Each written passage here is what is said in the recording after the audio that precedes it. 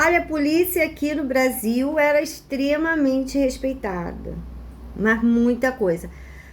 Rua onde policial morava, bandido não passava nem a 1.000 metros de distância. Ele não passava, nem de avião. Se- Nem de avião um bandido passava por cima da casa de um policial aqui. Ele ia lá no piloto do avião falar: desvie, porque eu não passo perto de polícia. Nossa, mas a polícia era muito respeitada mesmo. Todo mundo respeitava policial aqui no Brasil, todo mundo. Polícia era muito respeitada. Mas aí começou o negócio de bala perdida. Aí eu em casa assistia, né? Aí era uma pessoa morta de bala perdida, aí uma manifestação de comunidade. Descia aquelas pessoas de comunidade para protestar. E a Globo dando visibilidade, as outras mídias também. Aí era uma bala perdida aqui e sempre essa bala perdida só acertava morador que eles diziam que era honesto. Pessoa que não tem passagem aqui no Brasil é honesto. Você pode ter cometido um crime. Você não foi preso, não está impune, é pessoa honesta. E aí começou essas balas perdidas pegarem criança e supostamente trabalhadores. Não se averiguava onde ele trabalhava, né? Se era empresa de cafetal. Não. Hoje eu, como jornalista, faria isso. Para detectar se a pessoa é honesta mesmo. Qual é o vínculo que ela tem com esse cafetal? Porque é um comércio de lavagem de dinheiro para venda de prostituta. Então, eles se empregam nesses locais com carteira assinada, que é, né? Como se fosse um trabalhador comum. Não é. Eles são comparsas do cafetão e eles estão ali numa investida para lavar dinheiro e vender prostituta, né? Vende droga, uma série de enriquecimento rápido. Então, não é uma pessoa idônea, só porque tem uma carteira assinada, não. Você tem que saber aonde essa carteira está sendo assinada e em que condições. Porque até acredito que uma pessoa tradicional, um eletricista tradicional, aí o prostíbulo lá deu uma pane, né?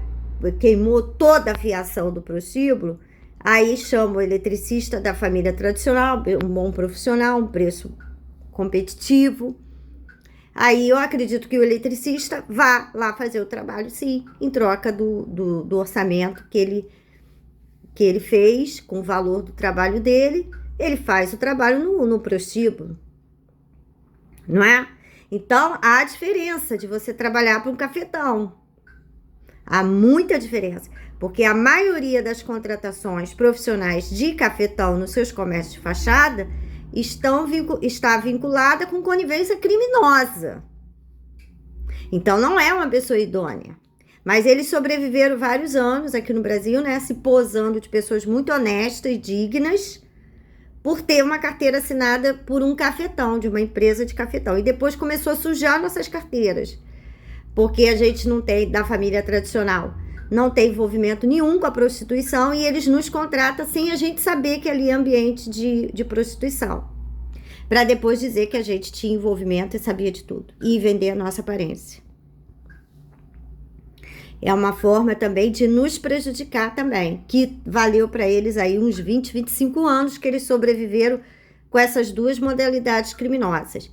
Se projetando na sociedade como uma pessoa muito decente, por ter uma carteira assinada numa empresa de lavagem de dinheiro e venda de prostitutas.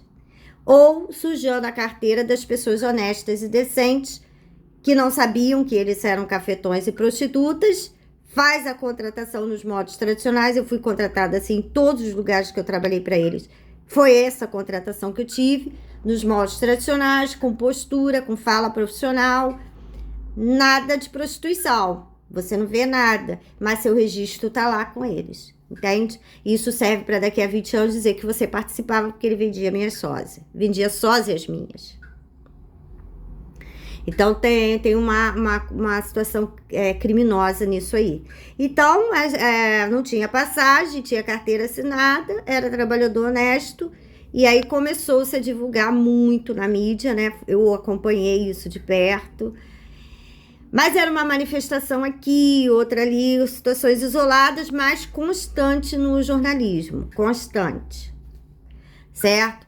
E a coisa começou a tomar uma proporção, depois começou a matar criança com bala perdida de arma de polícia, e esses policiais sendo presos, e a gente vendo eles sendo presos, não ouvia eles falando, só algemados.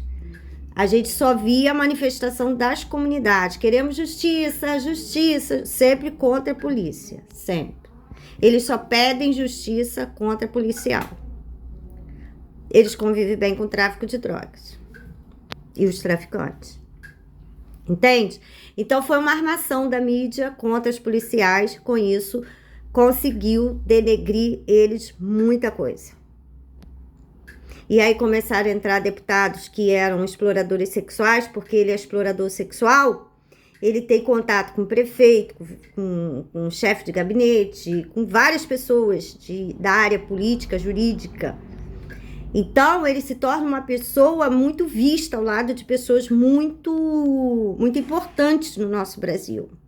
Mas a gente não sabe, alguns desses exploradores sexuais, eles até se trajam, por exemplo, se eles vão vender uma prostituta para um juiz, para um advogado, ele se traja de terno e gravata.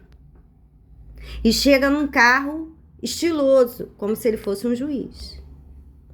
Então a pessoa simples, humilde, não sabe que eles são exploradores sexuais. E eles se gabam dessas amizades. E por ter acesso fácil aos homens muito ricos, empresários muito ricos, eles entram em gabinetes para vender prostituta. Mas as pessoas muito humildes no Brasil não sabem. E às vezes tinha uma necessidade ou outra, aí falava com o cafetão sem saber. Porque achava que o cafetão era bem relacionado.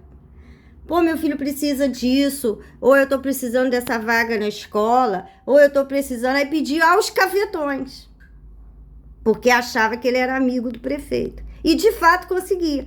Porque ele chegava lá no prefeito, pedia, e aquela pessoa humilde era beneficiada. Assim eles foram ganhando popularidade com as pessoas simples que não sabiam que eles eram cafetões. E eles fazem campanha política, eles não dizem que são cafetões e nem prostitutas e nem filhos deles. Eles omitem. Traz a imagem de pessoas tradicionais. E os filhos são mais falsos do que os pais.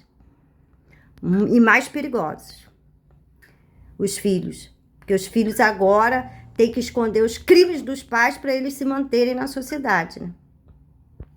Até eles se formarem criminosos como os pais, são 40 anos, até ele assumir uma liderança criminosa, porque são muitos detalhes criminosos, muitas armações escondidas, e até ele dominar tudo isso, a ponto de assumir a liderança dessas prostitutas que já vão ter suas filhas, os filhos dos cafetões vão assumir os filhos das prostitutas e manter a estrutura criminosa, de lavagem de dinheiro e tudo. Então, os filhos são mais perigosos do que os pais, porque eles fazem faculdade, alguns têm projeções artísticas, jornalísticas, e querem manter um status como se fosse uma pessoa muito decente e digna. Eles escondem a todo custo a origem deles, né? E quando eles estão na mídia, eles se posam de pessoas muito tradicionais. Essa é a problemática. E aí o cafetão conseguiu popularidade é quando eles se elegem vereadores. Até deputado eles conseguem, eles conseguem, vereadores. Se tornaram pessoas muito populares porque eles começaram a intermediar entre a elite e a população pobre. E aí a elite só sai de carro blindado e vidro fumê.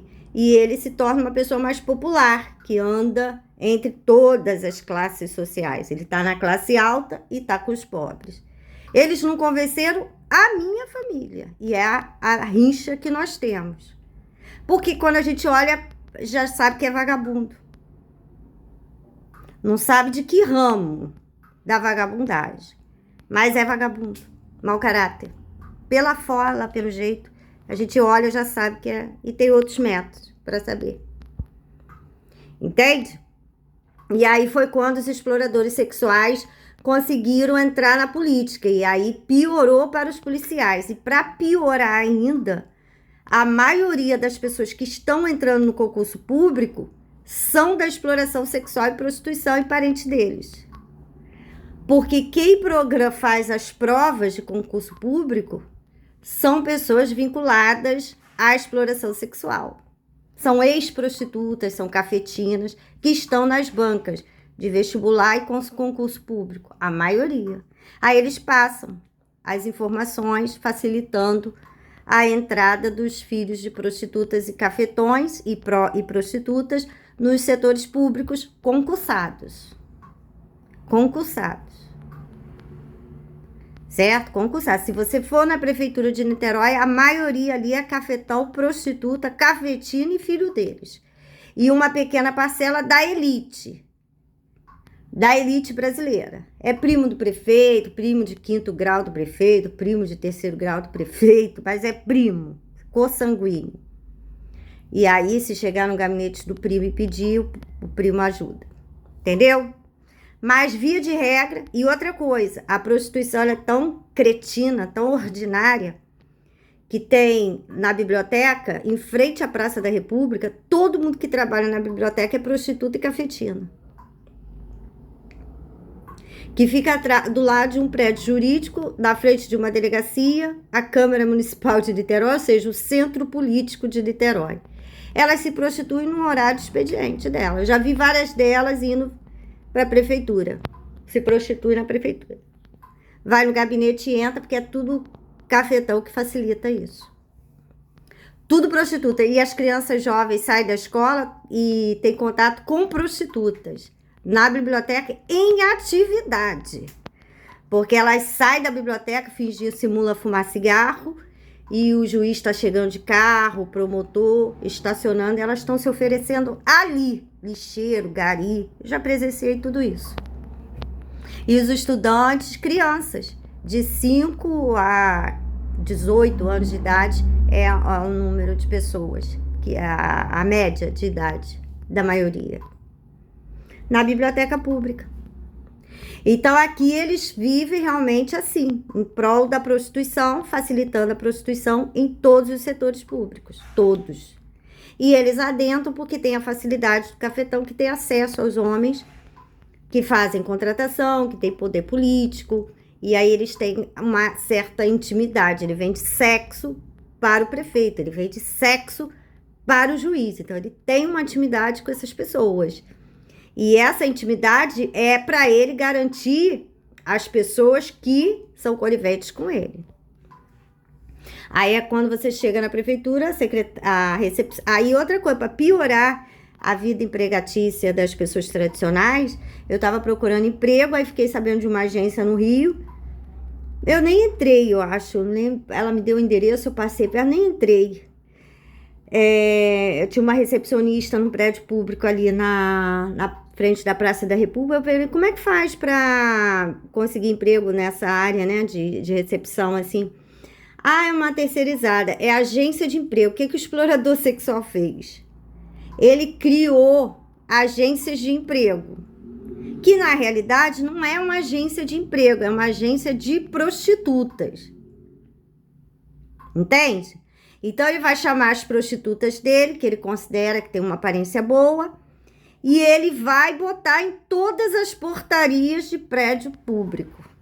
Prefeitura, Câmara Municipal, Judiciário, tudo quando é prédio público, as prostitutas dele trabalham, porque essas vagas só chegam ao conhecimento do explorador sexual. As pessoas comuns não têm acesso mais à informação de vaga de emprego, de estágio, de tudo.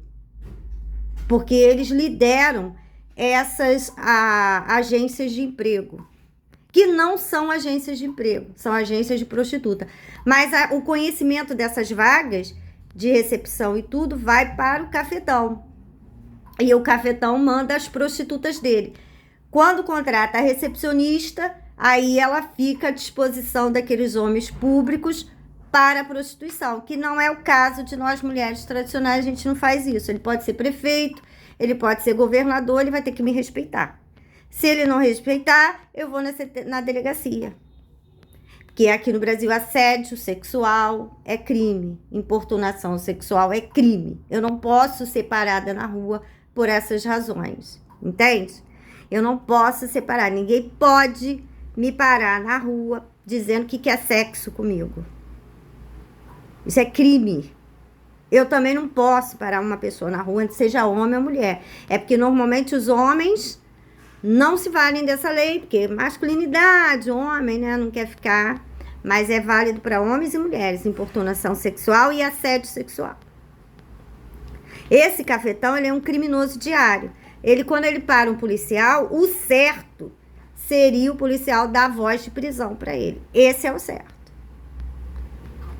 Ele tá na viatura, o cafetão ligou para ele, ou parou a viatura, oferecendo sexo e prostituta, o certo, pela lei, é o policial dar voz de prisão para ele. Esse é o certo. É dar voz, porque é o que eu faria, mas nunca pararam perto de mim para me oferecer isso, nem para mim, nem para minha mãe. Nunca. Nunca. Aqui é Sodoma. Nunca eles me pararam para isso, nunca. Eles vendiam as sósias, eles me vendiam a revelia. O homem gostou de mim, ele dizia, não, é fulana. Aí mandava a sósia, mas eu nem tô sabendo, eu tô indo no mercado, vou para casa fazer meu almoço, minha janta, estudar e dormir. Certo? Agora chegar e parar, porque eles me conhecem, eles sabem que eu vou na delegacia, na hora, imediatamente naquele momento. E registrar o nome dele como importunador sexual para ele não entrar nas nações. Quando ele fizer o passaporte, está lá, importunador sexual, assediador sexual. Pronto, ele não entra mais nas nações, nunca mais. Ele não pode parar uma mulher e um homem na rua para oferecer sexo. Isso é crime. Mas, infelizmente, os nossos homens públicos não fizeram valer essa lei e deixou essa raça ruim se criar a ponto de criar esses crimes todos contra a minha família. Que não tem nada a ver com a prostituição. Não tem apreço nenhum por eles. Nenhum. Eu entro para a presidência da República, no outro dia eu estou derrubando todos os prostíbulos próximos de escola, faculdade, delegacias, centros urbanos, tô botando abaixo todos. No outro dia, fui eleita presidenta da República, no outro dia eu boto abaixo todos os prostíbulos. Perde creche, igreja, polícia, centros urbanos, locais de trabalhadores honestos e mulheres trabalhadoras honestas, afastando eles da sociedade. Essa é a minha primeira ação política. É tirar eles dos centros urbanos. Impedir a divulgação deles. Impedir as empresas de fachada deles. Contratação de passaporte de prostituta. Ex-prostituta e prostituta. Tudo no passaporte. Ah, você é ex-prostituta? Tá aqui no passaporte. Ex. Porque elas são safadas pra caramba. Elas não têm vergonha na cara. Se você botar uma lei dessa, ela vai começar a se declarar que não é mais prostituta. Prostituta não presta. Nunca prestou. Essa é a minha primeira medida política. E outra coisa, eu não aceito cafetão com carro e moto transitando na cidade. Não. A minha primeira ordem para os policiais é: cafetão passou a primeira. Passou a segunda, na terceira leva para a delegacia. Pra gente saber o que ele tá fazendo na cidade. 3 vezes ele passou no mesmo lugar. Tá fazendo o quê? Patrulhamento? Vigiando quem? Porque tá fazendo alguma coisa. Porque eu posso passar no mesmo lugar, mas aí se o policial me passar, eu falo, não, eu tô procurando um creme específico pro meu cabelo e não tô encontrando esse creme. E o cafetão? Certo? Ele tá vigiando as pessoas. Ele tá vigiando as mulheres tradicionais, porque eles têm medo que os clientes deles se interessem por nós. E aí ele perde o ganho dele. E a abertura social que ele tem, ele vai perder todinha. Quando um cliente se interessa por nós, ele perde tudo na vida. Tudo. Ele e os filhos deles. Então ele fica patrulhando para se assegurar